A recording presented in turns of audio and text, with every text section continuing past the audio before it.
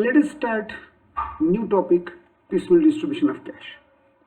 Piecemeal means parts, paying in parts or distributing in parts. Distribution of cash to be done in a piecemeal manner. थोडे थोडे तुकडे तुकडे payments करायचे म्हणा किंवा आपल्याला येणार आहेत म्हणा, समथिंग लाईक दॅट. हा एंटायर टॉपिक डिझोल्युशन ऑफ पार्टनरशिपशी रिलेटेड आहे. Dissolution of partnership, dissolve partnership. Dissolution म्हणजे काय, तर पार्टनरशिप बंद होते, इट्स क्लोजिंग डाऊन. पार्टनरशिप बंद होणे म्हणजे पार्टनरशिप डिझोल्युशन आपण त्याला असं म्हणणार. मग त्यावेळेला प्रोसेस काय असते, पार्टनरशिप डिझोल्युशन होते म्हणजे एक्झॅक्टली होतं काय, तर एक्झॅक्टली काय होत असतं, तर पार्टनरशिपकडे काय असतं, पार्टनरशिप क्लोज होते, तिचे असेट्स विकले जातात, त्यातनं लायबिलिटी पे केल्या जातात आणि जी काय कॅश उरेल ती पार्टनर्सना डिस्ट्रीब्यूट केली जाते.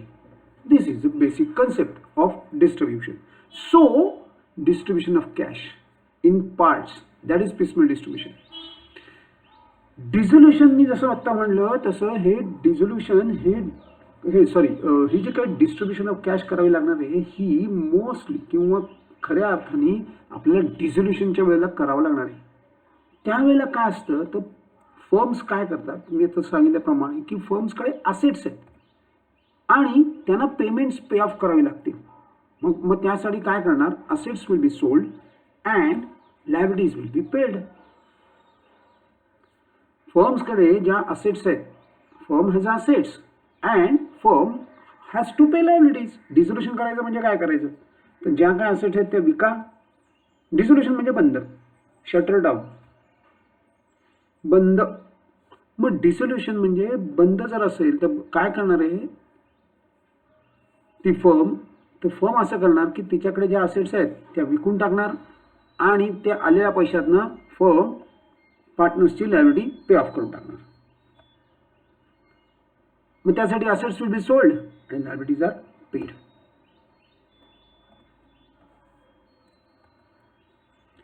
So in dissolution problem basically dissolution केसमध्ये we have seen that the assets are realised. त्याच्यामध्ये आपण बघितलं की असेट्स रिअलाइज होणार आहेत, लायबिलिटीज पे आउट होणार आहेत. मग एनी रिअलायझेशन करताना आपल्याला कधी कधी एखाद्या वेळेला loss is transferred, me loss पण होऊ शकतो या सगळ्या प्रोसेसमध्ये. कारण तुम्ही असेट ज्या रेटला घेतल्यात त्याच रेटला त्या विकल्या जातील असं नाही. इनफॅक्ट डिझोल्युशन झाल्यावर ज्या काही रेटला मार्केटमध्ये अवेलेबल असेल, मार्केटमध्ये जो काही रेट असेल तो रेटला तुम्ही त्या डिस्पोज ऑफ करायचं, म्हणजे डेफिनेटली मॅक्झिमम रेटलाच करायचा प्रयत्न करणार. पण समहाऊ इट हॅपन्स की जे काही मार्केट रेटमध्ये आत्ता अवेलेबल आहे त्या रेटला विकावे लागणार असेट्स. मग त्या केसमध्ये लॉस पण होऊ शकतो आणि प्रॉफिटसुद्धा. मग जे काही होईल तो सगळा लायबिलिटी, जो काही लॉस होईल, जो काही प्रॉफिट होईल तो पार्टनर्समध्ये डिस्ट्रीब्यूट केला जातो आणि फायनल जी काही कॅश अवेलेबल उरलेली कॅश असेल तर डिस्ट्रीब्यूट होणार, नसेल तर पार्टनर्सना त्यांच्या पर्सनल प्रॉपर्टीमधनं ती आणून लायबिलिटी पे करावी लागेल. This is called unlimited liability of partners.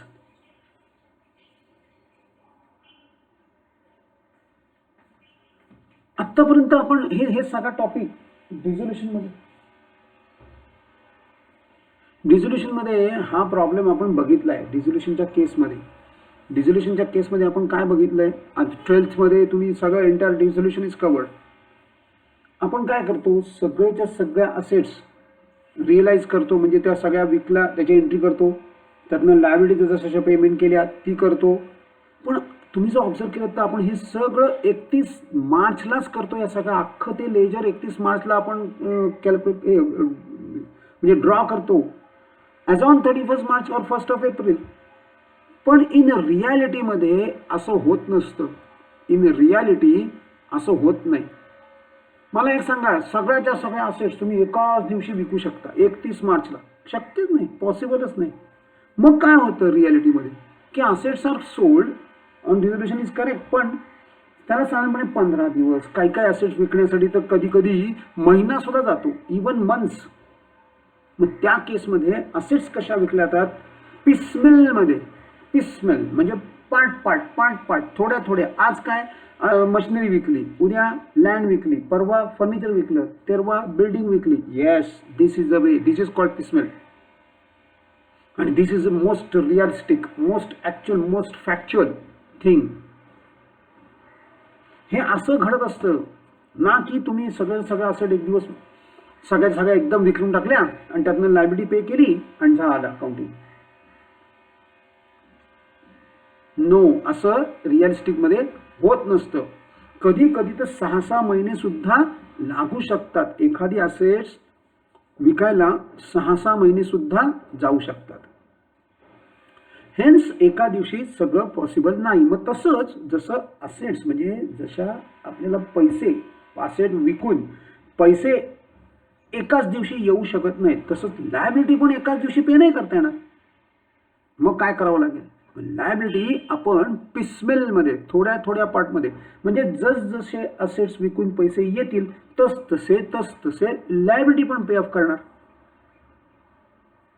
इसहातले उसहात दे, आले की देऊन टाका, आले की देऊन टाका, इन दिस वे. म्हणून तर याचं टोटल नाव पिसमेल काय आहे, तर ते पैसे येतात ते पण पार्ट्समध्ये आणि जे क्रेडिटर्सना पेमेंट केलं जातं ते पण पार्ट्समध्येच. सो ह्याच्यामध्ये अशा प्रकारचं आपल्याला कन्सेप्ट इथं कव्हर करायचे. म्हणजे आपल्याला जे रिअलिस्टिक टच द्यायचं आहे डिझोल्युशनला, म्हणजे हे एक प्रकारचं डिझोल्युशन आहे, नथिंग एल्स. पण under piecemeal distribution, under most realistic वेनी आपण डिझोल्व करणार आहोत फॉर्म. मग आता याचे ऑर्डर काय असते? ऑर्डर ऑफ अ पेमेंट, पेमेंटची ऑर्डर काय? कारण आपल्याला काय करावं लागेल हे ठरलं, आपल्याकडे थोडे पैसे आलेत ना, आपल्याला एक पेमेंटची ऑर्डर ठरवावी लागेल. कारण पेमेंट थोडं आलंय, लायबिलिटी सारखीच द्यायची. लायबिलिटीमध्ये कुठेही कमी नाही करून चालणार. कुणाला असं म्हणता येणार नाही आपण आम्ही फर्म बंद केली तर we are not responsible for paying, असं पार्टनर्स म्हणू शकत नाही. पण मग काहीतरी एक बेसिस असायला हवा ना. कशाचा? की ऑर्डर ऑफ पेमेंट, कशा ऑर्डरमध्ये पेमेंट करायचं याचा एक बेसिस जो पार्टनरशिप ॲक्टने ठरवलेला आहे. सो बघा, सगळ्यात पहिले काय करायचंय, तर पहिलं काय करणार, पहिले available cash collected on realisation of assets from time to time have to be distributed in the following way, असं आपण म्हणतोय. पण म्हणजे एक्झॅक्टली पहिली किती कॅश असं करता येणार नाही. बेसिकली आपल्याला काय करायला लागणार आहे, जसे म्हणजे first instalment we can divide that into instalments. मग पहिला इन्स्टॉलमेंट सपोज लाखभराचा आला तर त्यातनं जे काही ते एक्सपेन्स म्हणजे तो लाख कव्हर करण्यासाठी जो काही एक्सपेंडिचर करावा लागला तो एक्सपेंडिचर करणं आणि मग उरलेली कॅश डिस्ट्रीब्यूट करणं, दिस कॅन बी द वे. पण yes, the set order has to be there. सगळ्यात पहिलं रिअलायझेशन एक्सपेन्सेस जे मी आत्ता म्हटलं, सगळ्यात पहिले ते 1 लाख रुपये रिअलाइज करण्यासाठीच पहिला खर्च करावा लागेल. मग तो खर्च करणे, मी ही ऑर्डर फार महत्त्वाची आहे. ह्या ऑर्डरमध्येच आपल्याला डिस्ट्रीब्यूट करायची सगळी कॅश. तुम्हाला दुसरी कुठलीही कॅश हे दुसरं कुठली ऑर्डर सेट करता येणार नाही. You have to follow this. मी जे सांगतोय, मी जे देतोय तीच ऑर्डर तुम्हाला फॉलो करायची. First payment of realisation expenses. मी काय म्हटलं, first is payment of realisation expenses. Second पहिलं रिलेशन, मग पहिले आधी ना रिलेशन एक्सपेन्सेस आपण म्हणजे काय एक्झॅक्टली त्याचं ते काय आहेत, व्हॉट इज दिस ते चेक करूया. बघा, if actual expenses are known किंवा नॉट नोन, अशा 2 केसेस आहेत. म्हणजे रिअलायझेशन कधी ना रिअलायझेशन एक्सपेन्सेस तुम्हाला माहितीच नसतात. बऱ्याच वेळा असं होतं की रिअलायझेशन एक्सपेन्सेसच माहीत नाही. कसं काय? अरे तुम्हाला एखादी असेट विकण्यासाठी किती खर्च येणार आहे हे काय माहिती तुम्हाला.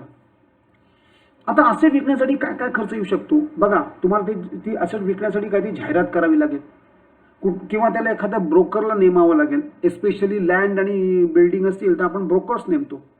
ते काय करतात, रिअल इस्टेट ब्रोकर्स म्हणजे ते काय करतात, तुमचे लँड विकून देतात, तुमचे बिल्डिंग विकून देतात, त्यांचे पैसे ते चार्ज करतात. पण आपल्याला कितीला ती प्राइस येणार आहे, किती त्यांचे चार्जेस होणार हे माहिती असतं का in ॲडव्हान्समध्ये?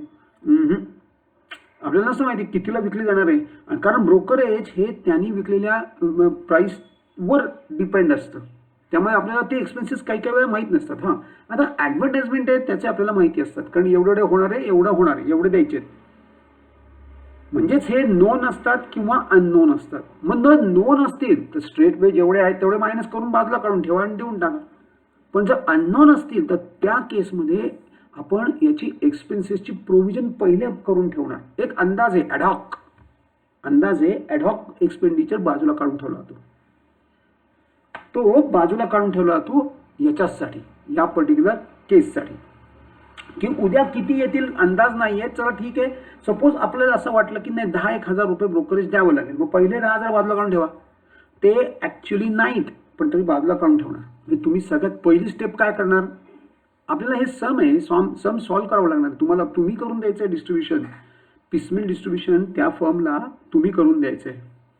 So first part is a realisation expenses. Realisation एक्सपेन्सेसमध्ये आपण सगळ्यात पहिलं काय केलं तर सगळ्यात पहिले रिअलायझेशन एक्सपेन्सेसच बाजूला काढून ठेवले. ॲक्च्युअल ऑर अननोन असतील तर provision. Next, secondly statutory payments. Statutory payments are those payments like taxes, म्हणजे ते लिगली बाइंडिंग असतात, लिगली बाइंडिंग केलेले असतात. म्हणजे फर्मला तुम्हाला लिगली बाइंडेड जे एक्सपेंडिचर्स किंवा पेमेंट्स करायचे आहेत त्यांना स्टॅट्युटरी पेमेंट्स म्हणणार. म्हणजे एक्झाम्पल मी तिथे दिलेली आहेत. टॅक्सेस पे करायलाच लागतील, गव्हर्नमेंटचे टॅक्सेस आहेत, पे करावेच लागतील, you cannot deny. And employee related payments. मग आता एम्प्लॉई रिलेटेड पेमेंट्स पण मी सांगतो. पहिले बघा, मी एक्झाम्पल्स पण दिलेत. Income tax, sales tax, property tax, outstanding expenses, हे झाले एम्प्लॉई रिलेटेड. सॅलरी पेमेंट जर राहिली असेल तर पहिले हे सगळं करायचं, मग बाकीच्यांना पेमेंट करायला पैसे वापरायचे. This is a basic concept. ही बेसिक कन्सेप्ट आहे की डायरेक्टली बाकीच्यांचं पेमेंट करायला वापरायचं नाहीयेत पैसे. सरप्लस जर सेकंड स्टेजमध्ये काही उरला, जर का सरप्लस उरला तर ते अदर क्रेडिटर्सना पेमेंट करण्यासाठी वापरायचं. पण त्याच्यात सुद्धा हे बघा, त्यात सुद्धा पहिलं secured creditors first. In this also secured creditors. आता हे सिक्युअर्ड क्रेडिटर्स कोण असतात की ज्यांचं चार्ज असतो असेटवर. म्हणजेच काय, मॉर्गेज असतात. बँक्स नॉर्मली बघा, बँकची लोन्स, बँक काय करते, तुमच्याकडनं मॉर्गेज घेते, लोन घेते, हे तारण घेते. तारण म्हणजे गहाण ठेवून घेते वस्तू आणि मग तुम्हाला लोन देते. ते याच्यासाठी, म्हणजे जर का तुम्ही हे जर बँकेची लोन पेमेंट नाही करू शकलात तर ती वस्तू गेली म्हणून समजायचं. बँक काय करणार, ती वस्तू विकणार आणि त्यांचे पैसे काढून घेणार. That is how it is mortgage. म्हणजेच काय, गहाण आपण मराठीत त्याला म्हणतो, किंवा तारण ठेवलेल्या वस्तू. मग असे जे क्रेडिटर्स असतात त्यांना सगळ्यात पहिले पेमेंट करायचं. तिसऱ्या स्टेपला सिक्युअर्ड क्रेडिटर्स असणार की ज्यांचा चार्ज आहे. म्हणजे लोन्स जर दिसली तुम्हाला, बँक लोन्स, तर ती सगळ्यात पहिली तुम्हाला ते अज्युमच करायचे आहेत. परहॅप्स कधी ते तुम्हाला टेस्ट करतील. सममध्ये दिलेलंच नसेल लोन बिन काही, हे म्हणजे सिक्युअर्ड आहे की नाही, लोन असणार पण ते सिक्युअर्ड आहे अनसिक्युअर्ड आहे तुम्हाला माहित नसेल, तर मग you have to consider this as a secured only. Secured म्हणजे असे लोन्स की ज्यांचं अशा प्रकारचं चार्ज क्रिएट केलंय, मॉर्गेज क्रिएट केलंय, सिक्युअर्ड करून ठेवलेत. आणि अनसिक्युअर्ड म्हणजे अशी लोन्स की ज्यांच्यावर काही चार्ज नाही, मग ते इथे येणार नाहीत. इथं फक्त तिसऱ्या स्टेपमध्ये फक्त सिक्युअर्ड लोन्स येणार. Bank loan against a mortgage of land and building or bank overdraft. Secured, bank overdraft सुद्धा कधी कधी सिक्युअर्ड असतात. बँक लोन्स तर असतात, शिवाय बँक ओव्हरड्राफ्ट सुद्धा कधी कधी सिक्युअर्ड असतात काही असेट्सच्या बाबतीत. तर ती सुद्धा ह्या पेमेंट्समध्येच येणार, सिक्युअर्ड क्रेडिटर्समध्ये. नंतर नेक्स्ट अनसिक्युअर्ड क्रेडिटर्स. ह्याच्यातलाच दुसरा पार्ट. अनसिक्युअर्ड क्रेडिटर्स म्हणजे कुठले, जे आपले नॉर्मल क्रेडिटर्स असतात ते. म्हणजे क्रेडिटर्स बेसिकली, क्रेडिटर्स आपण ज्याला म्हणतो, sundry creditors, bills payable, balances left of unsatisfied, हे unsatisfied in respect of partly secured creditors. म्हणजे सांगतो तुम्हाला ह्याचं काय प्रकार आहे. म्हणजे जर का म्हणजे असं उरलेलं लोन जे सिक्युअर्ड आहे पण तुमच्याकडे तेवढे पैसेच नाही आहेत आत्ताच्या मोमेंटला द्यायला, किंवा जी काही त्याची मॉर्गेज असेल. म्हणजे सपोज एखादं लोन घेतलं एका पार्टनरशिपनी आणि त्यांनी बिल्डिंग ठेवली मॉर्गेज म्हणून बँकेकडे आणि लोन घेतलं, पण लोन घेतलं सपोज 1 लाखाचं आणि बिल्डिंगची अमाऊंट विकून फक्त 50,000 रुपये आले, मग उरलेले 50,000चं काय? They become unsecured creditors. ते अनसिक्युअर्ड क्रेडिटर्स होतात आणि ते ह्या लाईनीमध्ये परत येऊन उभे राहतात. पहिले 50,000 विकून ते घेणारच, शिवाय उरलेले 50,000 अनसिक्युअर्ड क्रेडिटर्समधनं ते रिकवर करणार. अशी त्यांची डबल त्यांना हे आहे, रिकव्हरीचा डबल चान्स आहे. म्हणजे सिक्युअर्ड म्हणून ते 50,000 म्हणजे काय करतात मुळात, ते लँड बिल्डिंग, हे बिल्डिंग तर घेऊनच जाणार ना, लँड नाही पण बिल्डिंग तर ते त्यांचीच आहे, त्यामुळे ते बिल्डिंग विकून टाकणार, ते आलेले पैसे स्वतःकडेच ठेवणार आणि शिवाय उरलेला बॅलन्स 50,000 ते अनसिक्युअर्ड क्रेडिटर्स म्हणून इथं क्लेम करणार. ते अशा प्रकारचे ते अनसिक्युअर्ड राहिले, शिवाय बाकीचे बिल्स पेबल, क्रेडिटर्स हे तर नॉर्मल आपले जे आहेत, नॉर्मल लायबिलिटीज, करंट लायबिलिटीज म्हणा किंवा बाकीच्या जे लायबिलिटीज आहेत, क्रेडिटर्स, खरं तर आपण नाव त्याला क्रेडिटर्स दिलं आहे, पण क्रेडिटर्स म्हणजे कोण? सन्ड्री क्रेडिटर्स, बिल्स पेबल आणि उरलेले सुरले चटरफटर ते सुद्धा याच्यातच कव्हर होणार. So these are to be paid proportionately. आता हे सगळे जे अनसिक्युअर्ड क्रेडिटर्स आहेत हे प्रपोर्शनेटली म्हणजे काय? प्रो राटा बेसिसवर. म्हणजे तुम्ही आता 3-3, 4-4 क्रेडिटर्स पण आहेत, बिल्स पेबल पण आहेत, असं आपण अजून करूया की 2 जण आहेत. मग तुम्ही पहिले त्यात सुद्धा पहिले कोणाला देणार? इथं पहिले बिले काही नाही, जे काही अमाऊंट आहे ती सगळ्यांना इक्वल डिस्ट्रीब्यूट होणार. इक्वल नाही. It is as pro rata बेसिसवर. प्रो राटा बेसिसवर ही डिस्ट्रीब्यूट होणार आहे. This is going to be distributed on pro rata basis. Pro rata म्हणजे ज्याचा जेवढा हिस्सा आहे तेवढा त्याला मिळणार. सपोज क्रेडिटर्स 60,000 आहेत आणि बिल्स पेपर 40,000 आहेत, म्हणजे थोडक्यात रेशो झाला 3:2. मग ह्या 3:2 मध्येच जर का जी काही अमाऊंट येईल, सपोज 10,000 एक्सेस आले, मग हे 10,000 रुपये ह्या 3:2 मध्ये डिस्ट्रीब्यूट करणार.